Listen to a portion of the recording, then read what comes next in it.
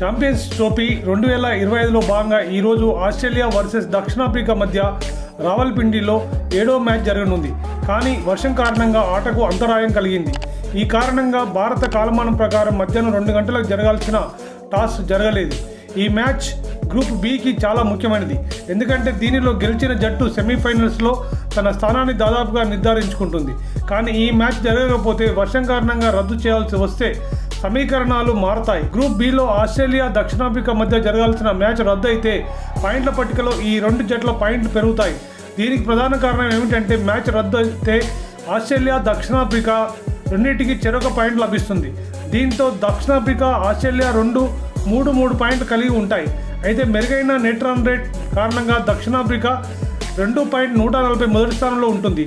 Australia 0.475 రెండో స్థానంలో ఉంటుంది. ఇంగ్లాండ్, ఆఫ్ఘనిస్తాన్ వరుసగా 3, 4 స్థానాల్లో ఉన్నాయి. గ్రూప్ ఏ నుంచి భారత్, న్యూజిలాండ్ జట్లు సెమీఫైనల్కు చేరుకున్నాయి. ఈ 2 జట్లు తమ మొదటి మ్యాచ్లను గెలిచి పాకిస్తాన్, బంగ్లాదేశ్లను ఓడించాయి.